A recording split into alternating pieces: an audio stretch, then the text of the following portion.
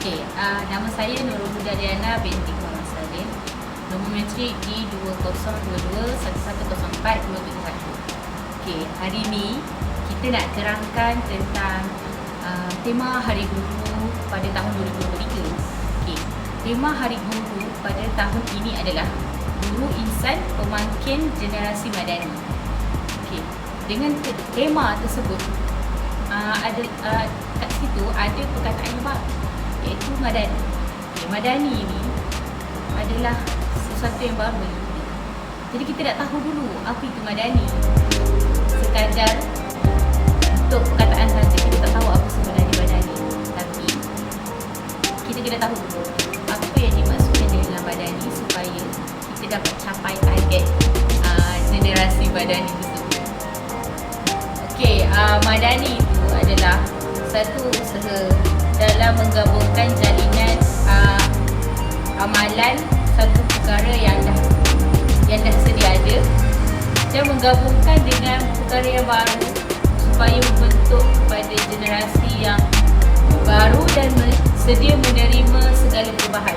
Perubahan itu adalah dalam bentuk yang baik, dan perubahan yang baik itu untuk membina masyarakat yang bersepadu dan mengukuhkan perpaduan. Madani, menurut Kamus Dewan Bahasa dan Pustaka edisi yang keempat, Madani ini sebenarnya adalah maju dari segi pemikiran, kerohanian dan kebendaan. Dia bukan merujuk kepada masyarakat ataupun generasi sebenarnya. Ini dari segi bahasa lah. Dia lebih kepada usaha untuk membentuk masyarakat. Maksudnya, Madani ini adalah lebih kurang kepada sifat. Dia usaha membentuk masyarakat dan menyampaikan nilai-nilai budi kekeluargaan. So, kat sini dalam kurikulum juga boleh terarah kepada pembinaan masyarakat. Jadi, apa kaitan ni Madani ni dengan guru? Sebab tu nanti kita akan bincangkan guru ini adalah membantu untuk membentuk masyarakat tersebut. Kerana apa? Apabila seseorang di Malaysia adalah seseorang masyarakat itu ataupun seseorang generasi itu, bermulanya salah satu sebabnya dia bermula daripada sekolah, selepas keluarga. Maksudnya bermula dari rumah, kemudian dia akan pergi ke sekolah. Jadi guru juga berperanan adalah membentuk kepada generasi tersebut selepas ibu bapa dan keluarga dan juga orang sekeliling. Okey, Madani ini juga dia boleh digunakan dalam beberapa perkara. Iaitu yang pertama, dari sudut pendidikan Madani. Maksudnya pendidikan itu akan diterapkan nilai-nilai Islam. Maksudnya dia akan diterapkan nilai-nilai Islam yang diajarkan secara menyeluruh kepada pelajar. Jadi dia akan membantu untuk membentuk pelajar dari segi akhlak dia, etika dia, dan dia utamakan juga adabnya. Kemudian dia boleh membentuk satu generasi yang benar-benar mengutamakan adab yang paling utama sekali. Kemudian barulah ilmu. Selepas itu, apabila sudah menjadi kebiasaan, dia akan membentuk pada generasi ke generasi yang akan datang. Okey, seterusnya kita pergi kepada konsep negara yang madani. Setelah kita membina satu generasi yang madani, kita akan dapat mengaplikasikan dalam kehidupan seharian yang boleh mempengaruhi sekeliling ataupun situasi ataupun orang panggil sebagai bi'ah yang madani dalam negara. Okey, kita akan terangkan sesuatu apa yang dimaksudkan ataupun matlamat berdasarkan terang-terang.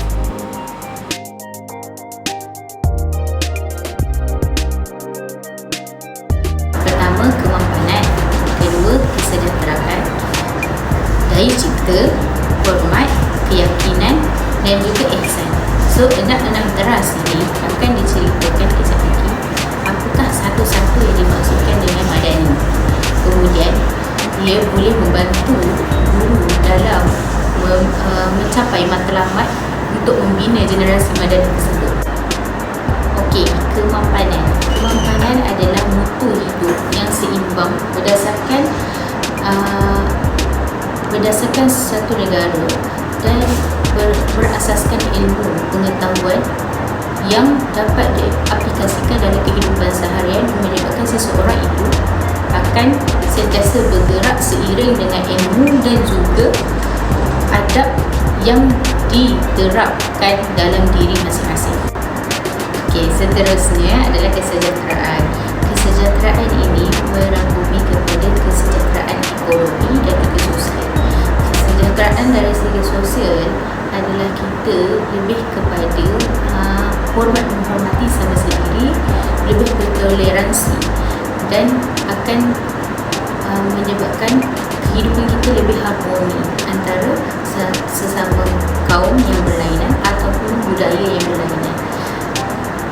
Disebabkan itu, kita akan lebih mendapat kesejahteraan kerana di masa akan datang kita tak tahu apa yang akan jadi apabila kita cuba untuk bina satu generasi yang madani. Okey, kemudian daya cipta. Daya cipta ni dia membawa kepada satu perubahan yang boleh merujuk kepada modal insan. Okey, seterusnya adalah hormat. Kita akan sentiasa hormat menghormati antara satu sama lain, menggunakan budi bahasa yang baik. Jika generasi tersebut sudah diajar untuk berbudi bahasa, maknanya kita akan dapat melahirkan satu generasi yang sentiasa hormat menghormati antara satu sama lain. Yang kelima adalah keyakinan. Di samping itu, apabila kita telah menghormati antara satu sama lain, kita dapat membuat satu keyakinan diri kita dan juga dapat meyakinkan orang lain, sekaligus dapat keyakinan daripada orang terhadap diri kita supaya tidak mudah bersangka buruk. Contoh, perbezaan kaum. Bila kita berlainan bahasa, akan lebih menjadikan kita lebih mudah bersangka buruk dengan orang lain. Sedangkan tidak perlu bersangka buruk kerana kita hormat sama sendiri dan kita perlu ada rasa keyakinan bahawa dia tidak akan mengata ataupun satu pihak tidak akan mengata dari satu sama lain. Dan juga ihsan ni dia adalah satu tindakan untuk tindakan berperik kemanusiaan. Okey, habis cerita tentang madani. Seterusnya kita cerita tentang peranan guru juga. Sebab apa? Sebab peranan guru ni adalah penting dalam membentuk sebuah generasi.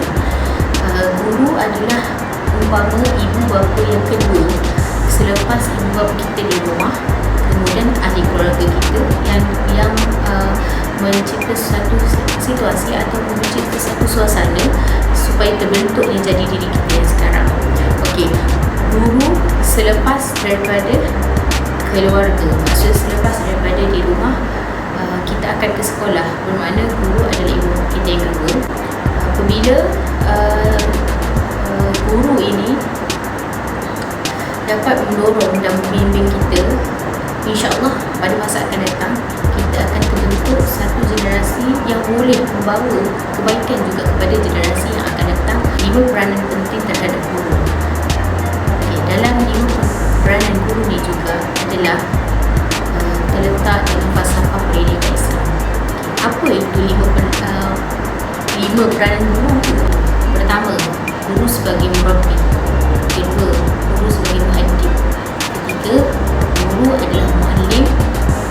Guru juga adalah mudarris dan guru juga adalah mursyid kita. Okey, 5 peranan ini adalah menjadi peranan yang penting terhadap guru-guru supaya dapat diajarkan dapat dijadikan matlamat dalam memimpin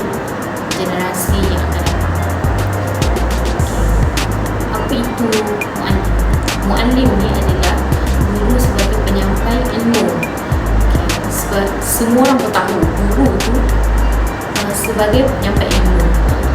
Okay.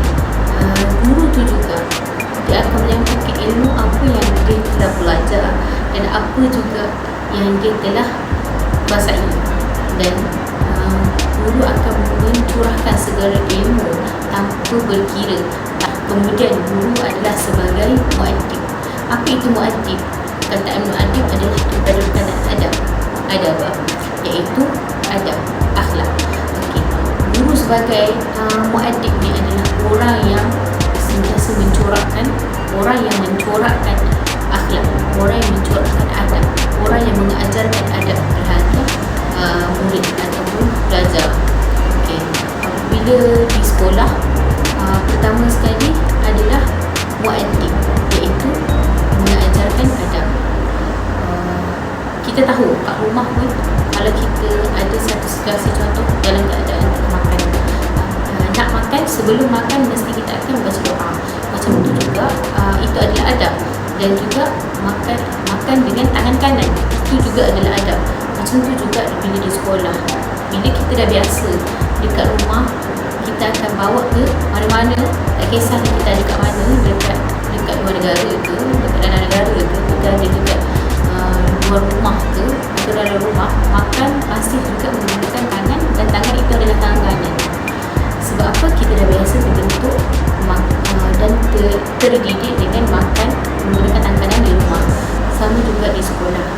Di sekolah, apabila guru mengajarkan sesuatu, kita sebagai tonggak yang utama dalam membina generasi. Bila hilangnya adab satu generasi ataupun satu tamadun, maka rosak. Itu adab adalah perkara yang paling utama selepas ilmu. Kemudian kita cerita pasal mudaris. Guru ini adalah mudaris ni iaitu dia mengajarkan sesuatu, dia menyampaikan suatu ilmu, tetapi dia tidak semata-mata menyampaikan sesuatu ilmu, tapi dia juga membantu dalam membimbing membimbing masyarakat ataupun membimbing generasi tersebut supaya akan lebih menguasai suatu ilmu tersebut. Okey, murabi ini adalah berperanan sebagai mentadbir, memimpin seseorang pelajar.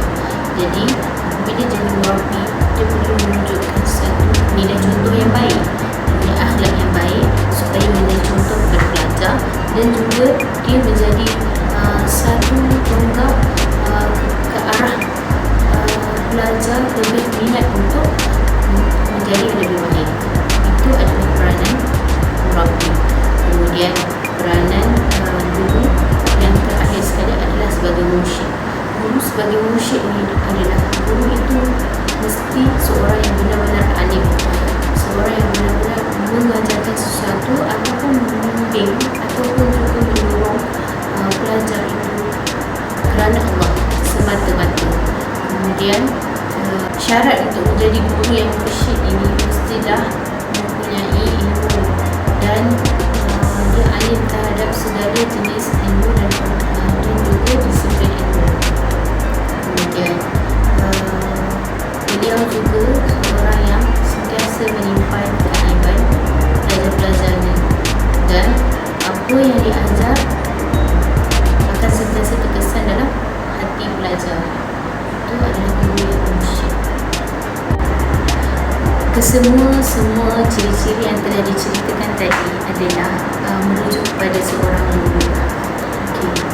Setiap guru tu perlu sentiasa merasakan diri supaya memperbetulkan apa yang perlu dibetulkan terhadap 5 ciri-ciri tersebut. Okay. 5 ciri tersebut adalah membantu dalam membentukkan generasi madani sebenarnya. Generasi ini memerlukan orang yang membimbing dan mendorong mereka ke arah yang lebih baik. Jadi guru adalah salah seorang daripada pembentukan generasi tersebut. Pendidik ni juga akan sentiasa berterusan dan berikhtiar untuk menjadi yang lebih baik kepada masyarakat, kepada pelajar, dan juga sebagai seorang pendidik mestilah sentiasa melakukan yang terbaik dan juga sentiasa berikhtiar untuk menjadi yang lebih baik kepada sesebuah generasi, supaya apa yang telah disampaikan ataupun apa yang diajar dapat membentuk pelajar mereka ke arah yang lebih baik. Itu adalah peranan sebagai seorang guru. Sebab tu kita gabungkan apa itu madani, kita bincangkan apa itu madani dan apa itu ciri-ciri seorang guru, kerana dia berkait antara satu sama lain. Okey, macam yang kita cerita mula-mula tadi, mula-mula kita cerita pasal 6 teras madani. 6 teras madani ini adalah dikaitkan dengan impian ataupun impian satu generasi. Guru membentuk generasi itu ke arah generasi madani. Sebab tu kita kena tahu satu tajuk, satu tema, mesti kita kena tahu apakah yang hendak dicapai dan yang mencapai, siapakah yang mencapai apa yang hendak dicapai. Okay. Sebagai kesimpulan, memang benar peranan guru adalah peranan yang sangat berat dan guru hendaklah sentiasa bertanggungjawab. Anggaplah ianya sebagai amanah daripada Allah untuk mendidik generasi ke arah yang lebih baik. Semoga guru di luar sana dan yang bakal menjadi guru akan sentiasa bersabar dan juga tabah dan juga sentiasa berikhtiar untuk menjadikan satu generasi itu ataupun seseorang pelajar ke arah yang lebih baik, supaya dalam pembentukan negara dan akan datang menjadi lebih baik. Okey, itu sahaja dari saya. Terima kasih. Assalamualaikum warahmatullahi wabarakatuh.